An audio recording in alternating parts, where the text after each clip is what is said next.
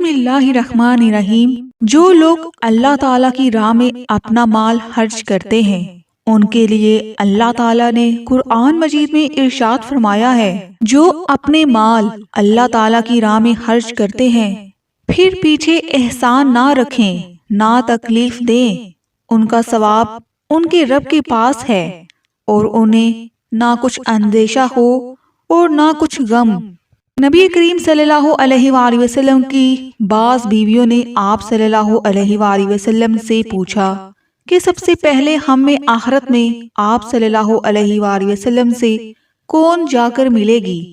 تو آپ صلی اللہ علیہ وآلہ وسلم نے فرمایا، جس کا ہاتھ سب سے زیادہ لمبا ہوگا۔ فرماتی ہیں، اب ہم نے لکڑی سے ناپنا شروع کر دیا تو سودا رضی اللہ تعالی عنہا سب سے لمبے ہاتھ والی نکلی۔ ہم نے بعد میں سمجھا لمبے ہاتھ والی ہونے سے آپ صلی اللہ علیہ وآلہ وسلم کی مراد صدقہ زیادہ کرنے والی سے تھی۔ صدقہ کرنا آپ صلی اللہ علیہ وآلہ وسلم کو بہت محبوب تھا۔ صدقہ اللہ تعالیٰ کے غصے کو دور کرتا ہے اور بری موت سے بچاتا ہے۔ ایک نوجوان حضرت داؤد علیہ السلام کی خدمت میں بیٹھا تھا کہ ملک الموت نے حضرت داؤد علیہ السلام کو خبر دی کہ یہ شخص 3 روز بعد مر جائے گا، تو اس بات نے حضرت داؤد علیہ السلام کو غمگین کیا۔ پھر آپ علیہ السلام نے اس شخص کو 3 روز بعد صحیح سلامت پایا، پھر اس کے بعد 1 ماہ تک ٹھیک ٹھاک رہا۔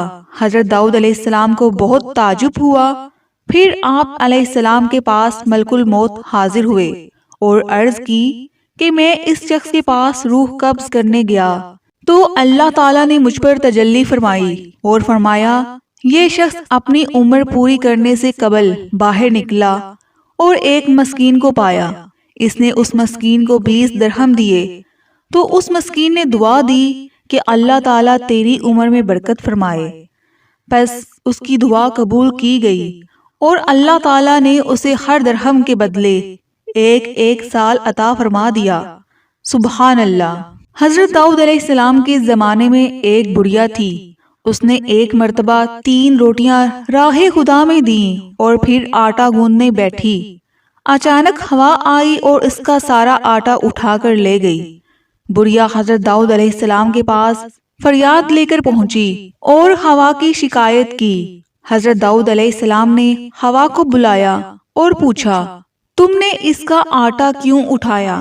ہوا نے عرض کی، ہوا کے فرشتے سے پوچھئے۔ حضرت داؤد علیہ السلام نے اسے بلایا اور اس سے پوچھا تو اس نے عرض کیا، اللہ سے پوچھئے۔ جب اللہ سے پوچھا تو اللہ تعالیٰ نے فرمایا، اے داؤد، سمندر میں ایک کشتی پر بڑے بڑے تاجر جا رہے تھے کہ ان کی کشتی میں ایک چوہے نے سوراخ کر دیا اور کشتی کو ڈوبنے کا خطرہ پیدا ہو گیا۔ میں نے ہوا کو حکم دیا کہ وہ یہ آٹا اڑا کر اس کشتی میں ڈال دے تاکہ وہ لوگ اس آٹے سے سوراخ بند کر لیں۔ چنانچہ انہوں نے اسی آٹے سے سوراخ بند کیا اور بسلامتی کنارے پر پہنچ گئے۔ اے داؤد علیہ السلام، ان کشتی کے تاجروں سے ان کے سارے مال کا 3 حصہ اس بڑھیا کو دلاؤ۔ چنانچہ حضرت داؤد علیہ السلام نے ایسا ہی کیا اور 300,000 دینار کا مال بڑھیا کو ملا۔ حضرت داؤد علیہ السلام نے فرمایا، یہ اس کی 3 روٹیوں کے صدقے کی برکت ہے۔ حضرت ابو ہریرہ رضی اللہ تعالی عنہ سے روایت ہے کہ رسول کریم صلی اللہ علیہ وآلہ وسلم نے فرمایا، ایک مرتبہ بنی اسرائیل میں سے ایک شخص نے اپنے دل میں یا کسی اپنے دوست سے کہا کہ میں آج رات میں اللہ کی راہ میں کچھ مال خرچ کروں گا۔ چنانچہ اس نے اپنا قصد و ارادہ کے مطابق خیرات کے لیے کچھ مال نکالا تاکہ اسے کسی مستحق کو دے دے، اور وہ مال اس نے ایک چور کے ہاتھ میں دے دیا۔ اسے یہ معلوم نہ تھا کہ یہ چور ہے کہ جس وجہ سے خیرات کے مال کا مستحق نہیں ہے۔ جب صبح ہوئی اور لوگوں کو معلوم ہوا تو لوگ چہم گویاں کرنے لگے کہ آج کی رات ایک چور کو صدقہ کا مال دیا گیا ہے۔ جب صدقہ دینے والے کو بھی صورتحال معلوم ہوئی تو وہ کہنے لگا کہ اے اللہ، تیرے ہی لیے تعریف ہے، اگرچہ صدقہ کا مال ایک چور کے ہاتھ لگا، اور پھر کہنے لگا کہ آج کی رات پھر صدقہ دوں گا تاکہ وہ مستحق کو مل جائے۔ چنانچہ اس نے صدقے کی نیت سے پھر کچھ مال نکالا، اور اس مرتبہ بھی غلط فہمی میں وہ مال ایک زانیہ کے ہاتھ میں دے دیا۔ جب صبح ہوئی تو پھر لوگ چہم گویا کرنے لگے کہ آج تو ایک زانیہ صدقہ کا مال لے اڑی۔ وہ شخص کہنے لگا کہ اے اللہ، تعریف تیرے ہی لیے ہے، اگرچہ اس مرتبہ صدقہ کا مال ایک زانیہ کے ہاتھ لگ گیا، اور پھر کہنے لگا کہ آج کی رات پھر صدقہ دوں گا۔ چنانچہ اس نے پھر کچھ مال صدقہ کی نیت سے نکالا، اور اس مرتبہ پھر غلط فہمی میں وہ مال ایک غنی کے ہاتھ میں دے دیا۔ جب صبح ہوئی تو پھر لوگ چہم گویا کرنے لگے کہ آج کی رات تو ایک دولت مند کو مل گیا۔ جب وہ شخص سویا تو خواب میں اس سے کہا گیا کہ تو نے جتنے صدقے دیے ہیں سب قبول ہو گئے، کیونکہ صدقہ کا جو مال تو نے چور کو دیا ہے وہ بے فائدہ اور خالی ثواب نہیں ہے، ممکن ہے وہ اس کی وجہ سے چوری سے باز رہے، اور صدقہ کا جو مال تو نے زانیہ کو دیا ہے ممکن ہے وہ اس کی وجہ سے زنا سے باز رہے، اور صدقے کا جو مال تو نے دولت مند کو دیا ہے ممکن ہے وہ اس کی وجہ سے عبرت حاصل کر لے، اور اللہ تعالیٰ نے جو کچھ دیا ہے اس میں سے خرچ کرے۔ رسول اللہ صلی اللہ علیہ وآلہ وسلم عید الاضحیٰ یا عید الفطر میں عید گاہ تشریف لے گئے۔ وہاں آپ صلی اللہ علیہ وآلہ وسلم عورتوں کے پاس سے گزرے اور فرمایا، اے عورتوں کی جماعت، صدقہ کرو، کیونکہ میں نے جہنم میں زیادہ تم ہی کو دیکھا ہے۔ انہوں نے کہا، یا رسول اللہ صلی اللہ علیہ وآلہ وسلم، ایسا کیوں؟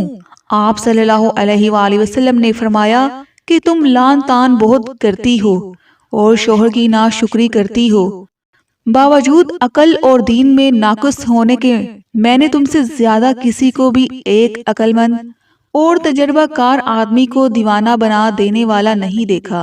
عورتوں نے عرض کی کہ ہمارے دین اور ہماری عقل میں نقصان کیا ہے یا رسول اللہ صلی اللہ علیہ وآلہ وسلم؟ آپ صلی اللہ علیہ وآلہ وسلم نے فرمایا، کیا عورت کی گواہی مرد کی گواہی سے نصف نہیں ہے؟ انہوں نے کہا، جی ہے۔ آپ صلی اللہ علیہ وآلہ وسلم نے فرمایا، بس یہی اس کی عقل کا نقصان ہے۔ پھر آپ نے پوچھا، کیا ایسا نہیں ہے کہ جب عورت حائضہ ہو تو نہ نماز پڑھ سکتی ہے نہ روزہ رکھ سکتی ہے؟ عورتوں نے کہا، ایسا ہی ہے۔ آپ صلی اللہ علیہ وآلہ وسلم نے فرمایا کہ یہی اس کے دین کا نقصان ہے۔ حضرت ابو سعید رضی اللہ تعالی عنہ کہتے ہیں کہ رسول اللہ صلی اللہ علیہ وآلہ وسلم نے فرمایا، پوشیدہ صدقہ اللہ تعالیٰ کے غضب کو ٹھنڈا کرتا ہے، صلہ رحمی عمر میں اضافہ کرتی ہے، نیک عمل آدمی کو برائی کے گڑھے میں گرنے سے بچاتی ہے۔ ناظرین، امید کرتی ہوں آپ کو آج کی میری ویڈیو پسند آئی ہوگی۔ اگر ویڈیو اچھی لگی ہے تو ویڈیو کو لائک کریں اور میرے چینل کو سبسکرائب کریں۔ ملتے ہیں نیکسٹ ویڈیو میں، تب تک کے لیے اجازت دیجیے۔ اللہ حافظ۔